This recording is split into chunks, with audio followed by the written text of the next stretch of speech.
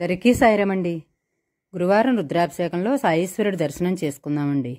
ఈ గురువారం రుద్రాభిషేకం వారం పూజ పసల వీరాజు గారు, ధర్మపత్ని సౌభాగ్యవతి, మాధురి దంపతుల కుటుంబం పేరున జరిగింది. వీరే ఈ రుద్రాభిషేకాన్ని చేయించుకున్నారు. ఇప్పుడు కొద్దిగా పూజ చూసి హారతి తీసుకుందామండి. సాయిరామండి.